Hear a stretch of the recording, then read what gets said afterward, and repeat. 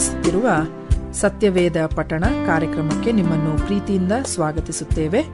ಪ್ರಿಯ ಕೇಳುಗರೆ, ಈ ಕಾರ್ಯಕ್ರಮವು ಸತ್ಯವೇದದಲ್ಲಿ ಇರುವಂತಹ ರಹಸ್ಯಗಳ ವಿವರಣೆಯ ಒಂದು ಕಾರ್ಯಕ್ರಮವಾಗಿದೆ. ಕೇಳಿರಿ, ಆಶೀರ್ವಾದ ಹೊಂದಿಕೊಳ್ಳಿರಿ.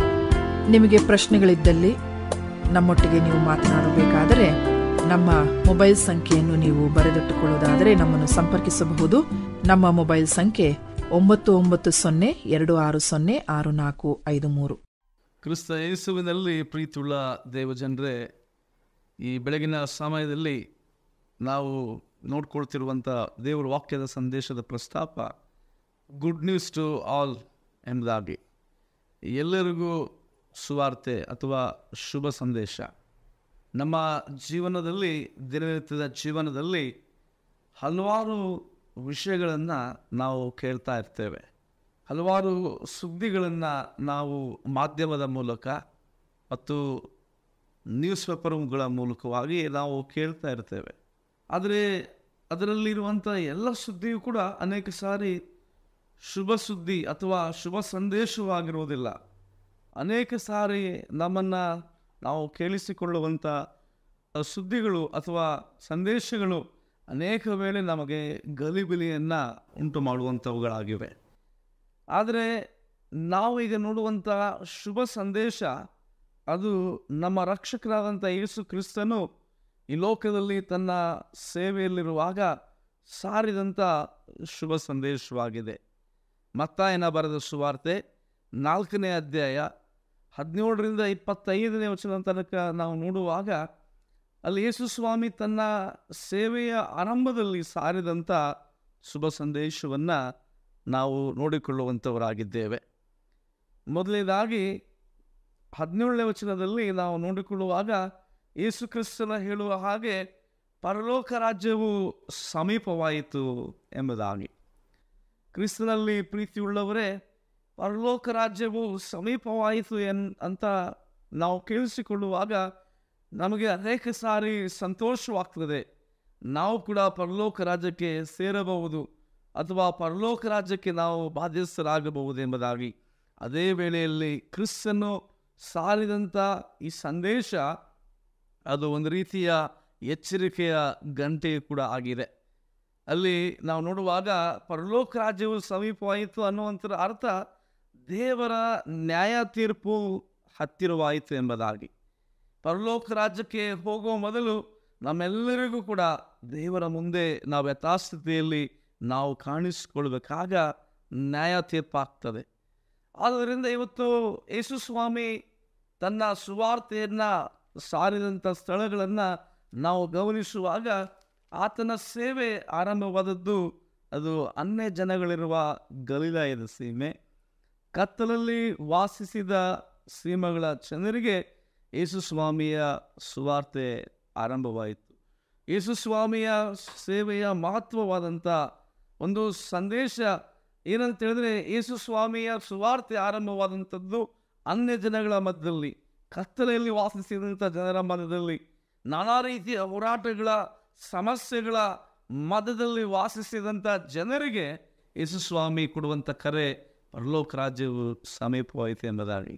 ನಿರೀಕ್ಷೆ ಇಲ್ಲದಂಥ ಜನರ ಮಧ್ಯದಲ್ಲಿ, ನಿರೀಕ್ಷೆಯನ್ನು ಕಳೆದುಕೊಂಡಂಥ ಜನರ ಮಧ್ಯದಲ್ಲಿ, ನಾನಾ ರೀತಿಯ ಹೋರಾಟಗಳಲ್ಲಿ ಜೀವಿಸುತ್ತಿರುವಂಥ ಜನರಿಗೆ ಯೇಸು ಸ್ವಾಮಿ ಕೊಟ್ಟಂಥ ಕರೆ ಪರಲೋಕ ರಾಜ್ಯವು ಸಮೀಪವಾಯಿತು ಎಂಬುದಾಗಿ. ಆದ್ದರಿಂದ ಇವತ್ತು ಕ್ರಿಸ್ತನಲ್ಲಿ ಪ್ರೀತಿಯುಳ್ಳವರೇ, ನಾವು ದೇವರಾಜ್ಯಕ್ಕೆ ನಾವು ಬಾಧ್ಯಸ್ಥರಾಗಬೇಕೆಂಬಂಥದ್ದು ನಮ್ಮ ದೇವರ ಚಿತ್ತವಾಗಿದೆ. ಆದ್ದರಿಂದ ಮತ್ತಾಯನ ಬರೆದ ಸುವಾರ್ತೆ 6ನೇ ಅಧ್ಯಾಯ 33ನೇ ವಚನಕ್ಕೆ ನಾವು ಬರುವಾಗ ಅಲ್ಲಿ ದೇವರ ವಾಕ್ಯ ನಮಗೆ ಕರೆ ಕೊಡುವಂಥದ್ದು ಏನಂತ ಹೇಳಿದ್ರೆ, ಮೊದಲು ದೇವರ ರಾಜ್ಯಕ್ಕಾಗಿ ಆತನ ನೀತಿಗಾಗಿ ನಾವು ತವಕ ಪಡಬೇಕೆಂಬುದಾಗಿ ದೇವರ ವಾಕ್ಯ ಹೇಳ್ತದೆ. ಇವತ್ತು ನಾವು ನಿಜವಾಗಿಯೂ ದೇವರ ರಾಜ್ಯಕ್ಕೆ ಸೇರಬೇಕಾದ್ರೆ ನಮ್ಮ ಮುಂದೆ ಇರುವಂಥ ವಿಷಯ ನಾವು ತವಕ ಪಡುವಂಥದ್ದು ದೇವರ ರಾಜ್ಯಕ್ಕಾಗಿ, ಬದಲಾಗಿ ಈ ಲೋಕಕ್ಕೆ ಸಂಬಂಧಪಟ್ಟಂಥ ವಿಷಯಗಳಿಗಾಗಿ ಇಲ್ಲ.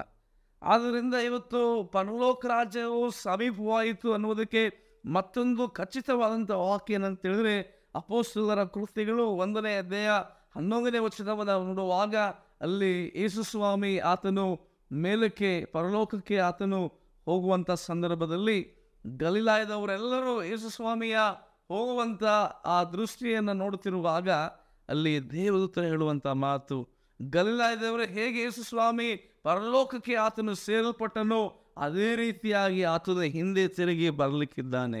ಅಲ್ಲಿಯೂ ಕೂಡ ಎಚ್ಚರಿಕೆಯ ಗಂಟೆಯನ್ನು ಮೊಳಗಿಸುವಂಥದ್ದನ್ನು ನಾವು ನೋಡಿಕೊಳ್ಳುವಂಥವರಾಗಿದ್ದೇವೆ. ಇವತ್ತು ನಾವು ದೇವರ ರಾಜ್ಯಕ್ಕೆ ಸೇರಬೇಕಾದ್ರೆ ನಮ್ಮ ಮುಂದಿರುವಂಥ ವಿಷಯ ಏನಂತೇಳಿದ್ರೆ, ನಾವು ದೇವರ ಆತನ ಪವಿತ್ರವಾದಂಥ ಸನ್ನಿಧಾನಕ್ಕೆ ಬರುವಂಥದ್ದು ಭಾಳ ಪ್ರಾಮುಖ್ಯ. ಅಷ್ಟು ಮಾತ್ರವಲ್ಲ, ಇವತ್ತು ದೇವರ ರಾಜ್ಯಕ್ಕೆ ನಾವು ಸೇರಬೇಕಾದ್ರೆ ಅಲ್ಲಿ ನಾವು ಗಮನಿಸಬೇಕಾದಂಥ ಏನಂತೇಳಿದ್ರೆ, ನ್ಯಾಯ ತೀರ್ಪು ಕೂಡ ನಮ್ಮ ಮುಂದೆ ಇರುವಂಥದ್ದಾಗಿದೆ. ಆದ್ದರಿಂದ ರೋಮಾಪುರದವ್ರಿಗೆ ಬರೆದ ಪತ್ರಿಕೆ 2ನೇ ಅಧ್ಯಾಯ 5ನೇ ವಚನಕ್ಕೆ ಬರುವಾಗ ಅಲ್ಲಿ ದೇವರ ವಾಕ್ಯ ನಮ್ಮ ಜೀವಿತವನ್ನು, ನಮ್ಮ ಮನಸ್ಥಿತಿಯನ್ನು ಬದಲಾಯಿಸಿಕೊಳ್ಳುವುದಕ್ಕೆ ನಮಗೆ ಕರೆಯನ್ನು ಕೊಡುವಂಥದ್ದಾಗಿದೆ. ಅಲ್ಲಿ ಹೇಳುವಂಥ ವಾಕ್ಯ ಏನಂತೇಳಿದ್ರೆ, ನಿನ್ನ ಮಂಡತನವನ್ನು, ಪಶ್ಚಾತ್ತಾಪವಿಲ್ಲದ ಮನಸ್ಸನ್ನು ನೀನು ಅನುಸರಿಸುವುದರಿಂದ ನಿನಗೋಸ್ಕರ ದೇವರ ಕೋಪವನ್ನು ಕೂಡಿಸಿಟ್ಟುಕೊಳ್ಳುತ್ತಾ ಇದ್ದೆ ಎಂಬುದಾಗಿ. ಇವತ್ತು ನಾವು ದೇವರಾಜ್ಯಕ್ಕೆ ಸೇರಬೇಕಾದ್ರೆ ನಮ್ಮಲ್ಲಿ ಬದಲಾವಣೆ ಆಗಬೇಕು. ಆಂತರ್ಯದಲ್ಲಿ ನಮ್ಮ ಜೀವನದಲ್ಲಿ ಬದಲಾವಣೆ ಆಗಬೇಕು. ನಮ್ಮ ಜೀವಿತ ಅದು ಪರಿವರ್ತನೆಗೊಳ್ಳಬೇಕು. ಆದ್ದರಿಂದ ಆಗ ಮತ್ತೆ ನಾವು ಸೇರಲಿಕ್ಕೆ ಸಾಧ್ಯ. ಹಾಗಾದರೆ ಇವತ್ತು ನಾವುಗಳು ದೇವರಾಜ್ಯಕ್ಕೆ ಸೇರಬೇಕಾದ್ರೆ ನಮಗೆ ಇರುವಂಥ ಕರೆ ಏನಂತೇಳಿದ್ರೆ, ಯೇಸು ಸ್ವಾಮಿ ಅಲ್ಲಿ ಹೇಳುವ ಹಾಗೆ ಏನಂತೇಳಿದ್ರೆ, 17ನೇ ವಚನದ ಬಿ ಭಾಗವನ್ನು ನೋಡಿಕೊಳ್ಳುವಾಗ ದೇವರ ವಾಕ್ಯ ನಮಗೆ ಕರೆ ಕೊಡುವಂಥದ್ದು, ದೇವರ ಕಡೆಗೆ ತಿರುಗಿಕೊಳ್ಳ್ರಿ, ಟರ್ನ್ ಟು ಗಾಡ್ ಎಂಬುದಾಗಿ. ಇವತ್ತು ದೇವರ ಕಡೆಗೆ ನಾವು ತಿರುಗಿಕೊಳ್ಬೇಕಾದ್ರೆ ನಾವು ಲೋಕಕ್ಕೆ ಬೆನ್ನನ್ನು ಹಾಕಲೇಬೇಕು. ಯಾಕೆ ನಾವು ದೇವರ ಕಡೆಗೆ ತಿರುಗಿಕೊಳ್ಬೇಕನ್ನುವಂಥ ಪ್ರಶ್ನೆಯನ್ನು ನೋಡಿಕೊಳ್ಳುವಾಗ ನಮ್ಮ ದೇವರ ವಾಕ್ಯದಲ್ಲಿ ನೋಡ್ತೀವಿ ಅಂತ ಹೇಳಿದ್ರೆ, our God is gracious God. ನಮ್ಮ ದೇವರು ಆತನ ಕೃಪಾಪೂರ್ಣವಂಥ ದೇವರಾಗಿದ್ದಾನೆ. ಆದ್ದರಿಂದ ಇವತ್ತು ದೇವರ ಕಡೆಗೆ ತಿರುಗಿಕೊಳ್ಳುವಾಗ ದೇವರು ತನ್ನ ವಿಶೇಷವಾದಂಥ ಕೃಪೆಯಿಂದ ನಮ್ಮನ್ನು ಆವರಿಸಿಕೊಳ್ಳುವಂಥವನಾಗಿದ್ದಾನೆ. ಯೋನನ ಪ್ರವಾದನೆಯ ಪುಸ್ತಕ 3ನೇ ಅಧ್ಯಾಯ 10ನೇ ವಚನಕ್ಕೆ ಬರುವಾಗ ಅಲ್ಲಿ ನಿನೆವೆಯ ಜನರು ದೇವರ ವಿರುದ್ಧವಾಗಿ ಅವರು ನಡೆದಾಗ, ಅವರು ಜೀವಿಸಿದಾಗ ಅಲ್ಲಿ ಯೋನ ಪ್ರವಾದಿ ಅವರಿಗೆ ಸ್ವಾರ್ಥೆಯನ್ನು ಸಾರಿದ ಸಂದರ್ಭದಲ್ಲಿ ಅವರೆಲ್ಲರೂ ಪಶ್ಚಾತ್ತಾಪಪಟ್ಟು ದೇವರ ಕಡೆಗೆ ತಿರುಗಿಕೊಂಡಾಗ ಅಲ್ಲಿ ದೇವರ ವಾಕ್ಯ ಹೇಳ್ತದೆ 3:10 ದೇವರು ಮನ ಮರಗಿದನೆ ಎಂಬುದಾಗಿ. ಮಾಡಬೇಕೆಂದಿದ್ದಂಥ ಶಿಕ್ಷೆಯ ವಿಷಯದಲ್ಲಿ ಆತನು ಮಾಡದೆ ಮನ ಮರಗಿದನೆ ಎಂಬುದಾಗಿ ನಾವು ನೋಡ್ತೇವೆ. ಅಪೊಸ್ತಲರ ಕೃತ್ಯಗಳು 3ನೇ ಅಧ್ಯಾಯ 19ನೇ ವಚನಕ್ಕೆ ಬರುವಾಗ ಅಲ್ಲಿ ದೇವರ ವಾಕ್ಯ ನಮಗೆ ಕೊಡುವಂಥ ಕರೆ, ಪಶ್ಚಾತ್ತಾಪಪಟ್ಟು ಆತನ ಕಡೆಗೆ ತಿರುಗಿಕೊಳ್ಳ್ರೆ. ಇವತ್ತು ನಾವು ದೇವರ ಕಡೆಗೆ ತಿರುಗಿಕೊಂಡಾಗ ಮಾತ್ರ ನಾವೆಲ್ಲರೂ ದೇವರ ರಾಜ್ಯಕ್ಕೆ ಬಾಧ್ಯಸ್ಥರಾಗಲಿಕ್ಕೆ ಸಾಧ್ಯ. ಪ್ರೇರೆ, ದೇವರು ನಮಗೆ ಕೃಪೆ ಮೇಲೆ ಕೃಪೆ, ದೇವರು ನಮಗೆ ಕರುಣೆ ಮೇಲೆ ಕರುಣೆಯನ್ನು ತೋರಿಸ್ಕೊಡ ಆತನ ಅನುಗ್ರಹ ಮಾಡ್ತಾ ಇದ್ದಾನೆ. ಇಷ್ಟ ಏನಂತೇಳಿದ್ರೆ, ನಾವೆಲ್ಲರೂ ಕೂಡ ಆತನ ರಾಜ್ಯಕ್ಕೆ ನಾವು ಬಾಧ್ಯಸ್ಥರಾಗಬೇಕೆಂಬುದಾಗಿ ದೇವರ ಶುಭ ಸಂದೇಶ ಇದಾಗಿದೆ. ಲೂಕನ ಬರೆದ ಸುವಾರ್ತೆ 13ನೇ ಅಧ್ಯಾಯ 3ನೇ ವಚನಕ್ಕೆ ಬರುವಾಗ ಅಲ್ಲಿ ದೇವರ ವಾಕ್ಯ ಹೇಳ್ತದೆ ಏನಂತೇಳಿದ್ರೆ, ನೀವು ದೇವರ ಕಡೆಗೆ ತಿರುಗಿಕೊಳ್ಳ್ರಿ. ದೇವರ ಕಡೆಗೆ ತಿರುಗಿಕೊಳ್ಳದಿದ್ದರೆ ಅಲ್ಲಿ ದೇವರ ವಾಕ್ಯ ನಮಗೆ ಕೊಡುವಂಥ ಎಚ್ಚರಿಕೆ, ನೀವು ಹಾಳಾಗಿ ಹೋಗುವಿರೆಂಬುದಾಗಿ. ಕ್ರಿಸ್ತನಲ್ಲಿ ಪ್ರೀತಿಯುಳ್ಳ ದೇವಜನರೇ, ನಾವು ಯಾರೂ ಕೂಡ ನಾವು ನಾಶವಾಗುವುದರಲ್ಲಿ ದೇವರಿಗೆ ಸಂತೋಷವಿಲ್ಲ. ಒಬ್ಬರಾದರೂ ನಾಶವಾಗಿ ಹೋಗದೆ ಎಲ್ಲರೂ ನಿತ್ಯ ಜೀವವನ್ನು ಪಡೆಯಬೇಕೆಂಬುದಾಗಿ ಸ್ವಾಮಿ ನಮಗೆ ಕರೆಯನ್ನು ಕೊಡುವಂಥ ದೇವರಾಗಿದ್ದಾರೆ. ಆದ್ದರಿಂದ ಅಲ್ಲಿ ದೇವರ ವಾಕ್ಯ ಹೇಳುವ ಹಾಗೆ, ಮತ್ತು ಲೂಕನ ಬರೆದ ಸುವಾರ್ತೆ 15ನೇ ಅಧ್ಯಾಯ 17ನೇ ವಚನ ಹೇಳುವ ಹಾಗೆ, ಅಲ್ಲಿ ತಪ್ಪಿ ಹೋದ ಮಗನು ಆತನ ತನ್ನ ಜೀವನದಲ್ಲಿ ನಾನಾ ರೀತಿಯ ಸಮಸ್ಯೆಗಳನ್ನು, ಕಷ್ಟಗಳನ್ನು ಅನುಭವಿಸಿ ಎಲ್ಲವನ್ನ ಕಳೆದುಕೊಂಡಾಗ ಆಗ ಆತನಿಗೆ ಬುದ್ಧಿ ಬಂದು ಆತನು ತನ್ನ ತಂದೆಯ ಬಳಿಗೆ ಬಂದು ಹೇಳುವಂಥ ಮತ್ತು, ಅಪ್ಪ, ಪರಲೋಕಕ್ಕೆ ವಿರೋಧವಾಗಿಯೂ ನಿನ್ನ ಮುಂದೆಯೂ ಪಾಪ ಮಾಡಿದ್ದೇನೆ, ಇನ್ನು ನಿನ್ನ ಮಗನೆನಿಸಿಕೊಳ್ಳುವುದಕ್ಕೆ ನಾನು ಯೋಗ್ಯನಲ್ಲ ಎಂಬುದಾಗಿ. ಪ್ರಿಯರೇ, ನಾವು ದೇವರ ಕಡೆಗೆ ತಿರುಗಿಕೊಂಡಾಗ ಅಲ್ಲಿ ದೇವರು ತನ್ನ ವಿಶೇಷವಾದಂಥ ಕೃಪೆಯನ್ನು, ಆಶೀರ್ವಾದವನ್ನು ನಮ್ಮ ಜೀವನದಲ್ಲಿ ಅನುಗ್ರಹ ಮಾಡುವಾತನಾಗಿದ್ದಾನೆ. ಆದ್ದರಿಂದ ಯೋವನ ಪ್ರವಾದಿ ಅಲ್ಲಿ ನಮಗೆ ಕೊಡುವಂಥ ಕರೆ 2ನೇ ಅಧ್ಯಾಯ 13ನೇ ವಚನದಲ್ಲಿ ನೋಡುವಾಗ ಆತನು ಹೇಳುವಂಥ ಮಾತು, ನಿಮ್ಮ ಪಠ್ಯಗಳನ್ನೆಲ್ಲ, ನಿಮ್ಮ ಹೃದಯಗಳನ್ನು ಹರಿದುಕೊಂಡು ಅಪವನ ಕಡೆಗೆ ತಿರುಗಿಕೊಡ್ರಿ ಎಂಬುದಾಗಿ. ಬಾಯಾಚಾರದ ಬದಲಾವಣೆ ನಮ್ಮಲ್ಲಿ ದೇವರು ಇಷ್ಟಪಡದೆ ಆಂತರ್ಯದ ಬದಲಾವಣೆ, ಆಂತರ್ಯದ ಪಶ್ಚಾತ್ತಾಪ, ಆಂತರ್ಯದ ಪರಿವರ್ತನೆಯೊಂದಿಗೆ ದೇವರ ಕಡೆಗೆ ತಿರುಗಿಕೊಡ್ರಿ ಎಂಬುದಾಗಿ ಪ್ರವಾದಿ ನಮಗೆ ಕರೆಯನ್ನು ಕೊಡುವ ಆತನಾಗಿದ್ದು. ದೇವರಾಜ ಸಮೀಪವಾಯಿತು, ಅಂದರೆ ನ್ಯಾಯ ತೀರ್ಪ ಹತ್ತಿರವಾಯಿತು. ನಾವು ದೇವರ ಕೃಪಾ ಆಶೀರ್ವಾದದೊಳಗೆ ದೇವರ ಇರುವ ಸಾನ್ನಿಧ್ಯವನ್ನು ನಾವು ಸೇರಬೇಕಾದ್ರೆ ನಾವು ದೇವರ ಕಡೆಗೆ ತಿರುಗಿಕೊಳ್ಳಲೇಬೇಕು ಪ್ರಿಯರೇ. ಇನ್ನು ಮೂರನೇದಾಗಿ ದೇವ್ರ ವಾಕ್ಯ ನಮಗೆ ಹೇಳುವಂಥ ಮಾತೇನಂತ ಹೇಳಿದರೆ, ನನ್ನ ಹಿಂದೆ ಬನ್ನಿರಿ. ಅಲ್ಲಿ ಮತ್ತಾಯನ ಬರೆದ ಸುವಾರ್ತೆ 4ನೇ ಅಧ್ಯಾಯ 19ನೇ ವಚನ ನೋಡುವಾಗ ಅಲ್ಲಿ ಸ್ವಾಮಿ ನಮಗೆ ಕರೆ ಕೊಡುವಂಥ ಕರೆ, ಮೊದಲೇದಾಗಿ ಆತನು ದೇವರ ಕಡೆಗೆ ತಿರುಗಿಕೊಡ್ರಿ ಎಂಬುದಾಗಿ ಹೇಳುವುದಾದರೆ, ಎರಡನೇದಾಗಿ ನನ್ನ ಹಿಂದೆ ಬನ್ನಿರಿ, ಫಾಲೋ ಮೀ. ಇವತ್ತು ಈ 21ನೇ ಶತಮಾನದಲ್ಲಿ ಈ ದಿನಗಳಲ್ಲಿ ಪ್ರಿಯರೇ, ನಾವು ಯೇಸು ಸ್ವಾಮಿಯನ್ನು ಹಿಂಬಾಲಿಸುವಂಥದ್ದು ಬಹು ಕಷ್ಟವಾದಂಥ ದಿನಗಳು. ಇವತ್ತು ಈ ಜಗತ್ತು ನಮ್ಮನ್ನು ಅನೇಕ ರೀತಿಯಲ್ಲಿ ಬೇರೆ ಬೇರೆ ರೀತಿಯ ಆಶಾಪಾಶಗಳಿಗೆ, ಬೇರೆ ಬೇರೆ ರೀತಿಯ ಶೋಧನೆಗಳಿಗೆ, ಹೋರಾಟಗಳಿಗೆ ನಮ್ಮನ್ನು ಇಳಿಯುವುದಾದರೆ, ಅದೇ ಸಂದರ್ಭದಲ್ಲಿ ಯೇಸು ಸ್ವಾಮಿ ಕೊಡುವಂಥ ಕರೆ, ನನ್ನನ್ನು ಹಿಂಬಾಲಿಸ್ರಿ ಎಂಬುದಾಗಿ. ಇವತ್ತು ಹಿಂಬಾಲಿಸುವಂಥದ್ದು ಭಾಳ ಪ್ರಾಮುಖ್ಯ. ಇವತ್ತು ಲೋಕವು ನಮಗೆ ಕ್ಷಣಿಕವಾದಂಥ ಸಂತೋಷವನ್ನು ಕೊಡುವುದಾದರೆ, ಯೇಸು ಸ್ವಾಮಿ ನಮಗೆ ಶಾಶ್ವತವಾದಂಥ ಆನಂದವನ್ನು ಕೊಡ್ತಾನೆ ಪ್ರೇರೆ. ನಮ್ಮ ಕರ್ತನಾದಂಥ ಯೇಸು ಸ್ವಾಮಿ ತನ್ನ ಸೇವೆಯ ಆರಂಭದಲ್ಲಿ ತನ್ನ ಶಿಷ್ಯರನ್ನು ಕರೆಯುವಾಗ ಅಲ್ಲಿ ಶಿಷ್ಯರು ಎಲ್ಲವನ್ನ ಬಿಟ್ಟು ಯೇಸುವನ್ನು ಹಿಂಬಾಲಿಸಿದರು ಪ್ರೇರೆ.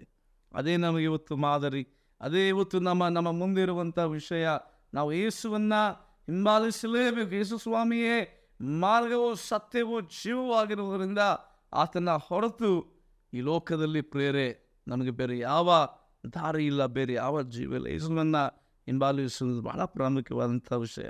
ಇನ್ನು 4ನೇದಾಗಿ ಕೊನೆಯದಾಗಿ ನಾವು ನೋಡಿಕೊಳ್ಳುವಂಥ ವಿಷಯ ಏನಂತ ಹೇಳಿದರೆ, ಯೇಸು ಸ್ವಾಮಿ ಆತನು ದೇವರ ಕಡೆಗೆ ತಿರುಗಿಕೊಡ್ರಿ, ದೇವರ ರಾಜ್ಯವು ಹತ್ತಿರವಾಯಿತು, ನನ್ನ ಹಿಂದೆ ಬನ್ನಿರಿ ಎಂಬುದಾಗಿ ಹೇಳುವುದರೊಂದಿಗೆ ಯೇಸು ಸ್ವಾಮಿ ನಮಗೆ ಕೊಡುವಂಥ ವಿಷಯ ಏನಂತ ಹೇಳಿದರೆ, ಸ್ವತಃ ಆತನೇ ಸುವಾರ್ತೆಯನ್ನು ಸಾರಲು ಪ್ರಾರಂಭಿಸಿದ. ಮತ್ತಾಯನ ಬರುವ ಸುವಾರ್ತೆ 4ನೇ ಅಧ್ಯಾಯ 23ನೇ ವಚನಕ್ಕೆ ಬರುವಾಗ ಆತನ ಸುವಾರ್ತೆಯ ಸಾರಣದ ಸಂದೇಶವು ಇಲ್ಲಿ ನಮಗೆ ವ್ಯಕ್ತವಾಗ್ತದೆ. ಆದ್ದರಿಂದ ಯೇಸು ಸ್ವಾಮಿ ಆತನು ಈ ಲೋಕಕ್ಕೆ ಸ್ವತಃ ಸುವಾರ್ತೆಯಾಗಿ ಬಂದ ಮತ್ತು ತಾನೇ ಸುವಾರ್ತೆಯನ್ನು ಸಾರಿದ. ಇವತ್ತು ಮತ್ತಾಯನ ಯೇಸು ಸ್ವಾಮಿಯ ಶುಭ ಸಂದೇಶ ಇವತ್ತು ನಮ್ಮೆಲ್ಲರಿಗೂ ಇರುವಂಥ ವಿಷಯ ಏನಂತ ಹೇಳಿದರೆ, 2 ಕೊರಿಂಥದವರಿಗೆ ಬರೆದ ಪತ್ರಿಕೆ 5ನೇ ಅಧ್ಯಾಯ 19ನೇ ವಚನವನ್ನು ನಾವು ನೋಡುವಾಗ ಯೇಸುವಿನ ಶುಭ ಸಂದೇಶ ಏನಂತ ಹೇಳಿದರೆ, ದೇವರು ಮನುಷ್ಯರ ಅಪರಾಧಗಳನ್ನು ಅವರ ಲೆಕ್ಕಕ್ಕೆ ಹಾಕಲಿಲ್ಲ ಎಂಬುದಾಗಿ. ಇವತ್ತು ನಮ್ಮ ಇಡೀ ಜಗತ್ತಿಗೆ ಇರುವಂಥ ವಾಕ್ಯದ ಸಂದೇಶ, ಯೇಸು ಸ್ವಾಮಿ ಅಥವಾ ನಮ್ಮ ದೇವರು ನಮ್ಮ ಪಾಪಗಳನ್ನು, ನಮ್ಮ ಅಪರಾಧಗಳನ್ನು ನಮಗೆ ಲೆಕ್ಕಕ್ಕೆ ಹಾಕದೆ ತಾನು ನಮ್ಮ ರಕ್ಷಕನಾದಂಥ ಯೇಸು ಸ್ವಾಮಿ ತಾನು ಕಲ್ವಾರಿಯ ಕ್ರೂಶಿಯ ಮೇಲೆ ನಮ್ಮೆಲ್ಲ ಪಾಪದ ಹೊರೆಯನ್ನು ಹೊತ್ತುಕೊಂಡು ನಮಗೆ ಬಿಡುಗಡೆ ಮಾಡಿದ ಪ್ರೇರೆ. ಯೇಸು ಸ್ವಾಮಿಯ ಶುಭ ಸಂದೇಶ ಇದೇ ಆಗಿದೆ ಇವತ್ತು. ಆದ್ದರಿಂದ ಇವತ್ತು ಯೇಸು ಸ್ವಾಮಿಯ ಶುಭ ಸಂದೇಶವನ್ನು, ರಕ್ಷಣೆಯನ್ನು, ವಿಮೋಚನೆಯನ್ನು, ಬಿಡುಗಡೆಯನ್ನು ಹೊಂದಿಕೊಂಡಂಥ ನಾವುಗಳು ಇವತ್ತು ಯೇಸು ಸ್ವಾಮಿ ನಮಗೆ ಕೊಡುವಂಥ ಕರೆ. ಮತ್ತಾಯನ ಬರೆದ ಸುವಾರ್ತೆ 28ನೇ ಅಧ್ಯಾಯ 18ನೇ ವಚನಕ್ಕೆ ಬರುವಾಗ ಯೇಸು ಸ್ವಾಮಿ ನಮಗೆ ಹೇಳುವಂಥ ಮಾತು, ಹೊರಟು ಹೋಗಿರಿ, ಎಲ್ಲ ದೇಶಗಳ ಜನರನ್ನು ಶಿಷ್ಯರನ್ನಾಗಿ ಮಾಡ್ರಿ ಎಂಬುದಾಗಿ. ಇವತ್ತು ಪ್ರೇರೆ ಶುಭ ಸಂದೇಶವನ್ನು ಹೊಂದಿದ ನಾವು ಇವತ್ತು ಬೇರೆಯವರನ್ನು ನರಕದ ಹಾದಿಯಲ್ಲಿ, ಪಾಪದ ಹಾದಿಯಲ್ಲಿ, ಬೇರೆ ಬೇರೆ ರೀತಿಯ ದುಷ್ಟ ಮಾರ್ಗಗಳಲ್ಲಿ ಜೀವಿಸ್ತಿರುವಂಥ ಜನರನ್ನು ಕ್ರಿಸ್ತನ ಶಿಷ್ಯರನ್ನಾಗಿ ಮಾಡಿ ಅವರನ್ನು ಕ್ರಿಸ್ತನ ಒಳಗೆ ನಡೆಸುವಂಥದ್ದೇ ಇವತ್ತು ನಮಗಿರುವಂಥ ಶುಭ ಸಂದೇಶವಾಗಿದೆ. ಯಾಕೆಂತೇಳಿದರೆ ಯೇಸು ಸ್ವಾಮಿ, ನಾನು ಆಗಲೇ ಹೇಳಿದ ಹಾಗೆ ಯೇಸು ಸ್ವಾಮಿ ಕೂಡ ಮಾಡಿದ್ದು ಅದೇ. ಮತ್ತಾಯನ ಬರೆದ ಸುವಾರ್ತೆ 4ನೇ ಅಧ್ಯಾಯ 16ನೇ ವಚನ ನೋಡುವಾಗ ಯೇಸು ಸ್ವಾಮಿಯ ಸಂದೇಶ, ಶುಭ ಸಂದೇಶ, ಅದು ಆರಂಭವಾದದ್ದು ಅನ್ಯ ಜನರ ಮಧ್ಯದಲ್ಲಿ. ಅನ್ಯ ಜನರಿಗೆ ಆತನು ತನ್ನ ಸುವಾರ್ತೆಯನ್ನು ಸಾರಿ ಪ್ರಕಟಿಸಿದ. ಮತ್ತು ಅಲ್ಲಿ ಅಷ್ಟು ಮಾತ್ರವಲ್ಲ, ಏನಂತ ಹೇಳಿದ್ರೆ ಕತ್ತಲಲ್ಲಿ ವಾಸಿಸಿದ ಸೀಮೆಯ ಜನರಿಗೆ ಯೇಸು ಸ್ವಾಮಿಯ ಸುವಾರ್ತೆಯು ಅದು ಉಂಟಾಯಿತು ಪ್ರೇರೆ. ಆದ್ದರಿಂದ ಇವತ್ತು ಸ್ವಾಮಿ ನಮಗೆ ಹೇಳುವಂಥ ಮಾತು, ಹೊರಟು ಹೋಗಿ ಎಲ್ಲ ದೇಶಗಳ ಜನರ ನನ್ನ ಶಿಷ್ಯರಾಗಿ ಮಾಡ್ರಿ ಅನ್ನೋದಾಗಿ. ಕ್ರಿಸ್ತನಲ್ಲಿ ಪ್ರೀತಿಯುಳ್ಳ ದೇವಜನರೇ, ಮತ್ತಾಯನ ಬರೆದ ಸುವಾರ್ತೆ 5ನೇ ಅಧ್ಯಾಯ 16ನೇ ವಚನಕ್ಕೆ ಬರುವಾಗ ಯೇಸು ಸ್ವಾಮಿ ನಮಗೆ ಹೇಳುವಂಥ ಮಾತೇನಂತ ಹೇಳಿದರೆ, ನಿಮ್ಮ ಬೆಳಕು ಜನರ ಮುಂದೆ ಪ್ರಕಾಶಿಸಲಿ ಅನ್ನೋದಾಗಿ. ಪ್ರೀತಿಯುಳ್ಳ ದೇವಜನರೇ, ಇವತ್ತು ಆ ಬೆಳಕು ಯಾರು? ಇವತ್ತು ಈ ಕತ್ತಲೆ ತುಂಬಿದ, ಈ ಅಂಧಕಾರ ತುಂಬಿದ ಈ ಜಗತ್ತಿನ ಮಧ್ಯದಲ್ಲಿ ಇವತ್ತು ಜೀವಿಸ್ತಿರುವಂಥ ನಾವು ಇವತ್ತು ಬೆಳಕನ್ನು ಪ್ರಕಾಶಿಸಬೇಕಾದರೆ ಲೋಕಕ್ಕೆ, ಇವತ್ತು ಹಾಗಾದರೆ ನಾವೇನು ಮಾಡಬೇಕಾಗಿದೆ ಎಂಬುದಾಗಿ ನೋಡಿಕೊಳ್ಳುವಾಗ ಯೇಸು ಸ್ವಾಮಿ ಹೇಳಿದಂಥ ಮಾತು, ನಾನೇ ಲೋಕಕ್ಕೆ ಬೆಳಕಾಗಿದ್ದೇನೆ. ಇವತ್ತು ಕ್ರಿಸ್ತನನ್ನು ನಮ್ಮ ಹೃದಯಗಳಲ್ಲಿ, ನಮ್ಮ ಜೀವಿತಗಳಲ್ಲಿ ನಾವು ಸ್ವಂತ ರಕ್ಷಕನನ್ನಾಗಿ ಅಂಗೀಕಾರ ಮಾಡಿಕೊಂಡು ಆತನನ್ನು ಧರಿಸಿಕೊಂಡಾಗ, ನಾವು ಕ್ರಿಸ್ತನನ್ನು ಧರಿಸಿಕೊಳ್ಳುವಾಗ ಮಾತ್ರ ಆತನಿಂದ ನಮ್ಮ ಜೀವಿತಗಳ ಮೂಲಕವಾಗಿ ಈ ಲೋಕಕ್ಕೆ ಬೆಳಕು ಉಂಟಾಗುವಂಥದ್ದಾಗಿದೆ. ಪ್ರೇರೆ, ಇವತ್ತು ನಾವು ಕ್ರಿಸ್ತನನ್ನು ಧರಿಸಿಕೊಂಡಿದ್ದೇವ. ಇವತ್ತು ಕ್ರಿಸ್ತನು ನಮ್ಮ ಜೀವಿತದಲ್ಲಿ ಆತನು ವಾಸ ಮಾಡುತ್ತಾ ಇದ್ದಾನೆ. ಕ್ರಿಸ್ತನನ್ನು ಅನುಸರಿಸಿ ಆತನ ಮಾರ್ಗಗಳಲ್ಲಿ ನಡೆಯುತ್ತಾ, ಆತನ ವಾಕ್ಯಗಳನ್ನು ಅನುಸರಿಸಿ ನಾವು ನಡೆಯುತ್ತಾ ಇದ್ದೇವ. ಹಾಗಾದರೆ ಯೇಸು ಸ್ವಾಮಿ ನಮ್ಮಲ್ಲಿ ವಾಸಿಸುವಾಗ ಮಾತ್ರ ನಾವು ಕೂಡ ಈ ಲೋಕಕ್ಕೆ ಶುಭ ಸಂದೇಶವನ್ನು ಸಾರಲು ಸಾಧ್ಯ ಮತ್ತು ಕತ್ತಲೆ ತುಂಬಿದಂಥ ಜನರ ಜೀವಿತಗಳಲ್ಲಿ ಕ್ರಿಸ್ತನ ಬೆಳಕನ್ನು ಉಂಟು ಮಾಡಲು ಸಾಧ್ಯ. ಆಗ ನಾವೇ ಈ ಲೋಕಕ್ಕೆ ಶುಭ ಸಂದೇಶವಾಗಿ ಪರಿವರ್ತನೆ ಆಗಲಿಕ್ಕೆ ಸಾಧ್ಯ. ಕ್ರಿಸ್ತನಲ್ಲಿ ಪ್ರೀತಿಯುಳ್ಳ ದೇವಜನರ, ದೇವರು ನಮಗೆ ಕರೆಯನ್ನು ಕೊಡ್ತಾ ಇದ್ದಾನೆ. ಆತನು ಕರೆಯೊಂದಿಗೆ ಎಚ್ಚರಿಕೆಯನ್ನು ಉಂಟು ಮಾಡ್ತಾ ಇದ್ದಾನೆ. ದೇವರಾಜ್ಯ ಸಮೀಪವಾಯಿತು, ದೇವರ ಕಡೆಗೆ ತಿರುಗಿಕೊಳ್ಳ್ರಿ, ನ್ಯಾಯ ತೀರ್ಪು ಹತ್ತಿರವಾಯಿತು, ದೇವರ ಕಡೆಗೆ ತಿರುಗಿಕೊಳ್ಳ್ರಿ ಎಂಬುದಾಗಿ ನಮಗೆ ಎಚ್ಚರಿಕೆಯನ್ನು ಕೊಡ್ತಾ ಇದ್ದಾನೆ. ನಾವು ಎಚ್ಚರಗೊಳ್ಳುವುದು ಮಾತ್ರವಲ್ಲ, ನಮ್ಮ ಜಗತ್ತಿನ ಎಲ್ಲ ಜನರನ್ನು ಎಚ್ಚರಗೊಳಿಸುವಂತೆ ದೇವರಾತ್ಮರು ನಮಗೆ ಸಹಾಯ ಮಾಡಲಿ. ದೇವರ ವಾಕ್ಯಗಳನ್ನು ಆಶೀರ್ವಾದ ಮಾಡಲಿ. ಆಮೇನ್.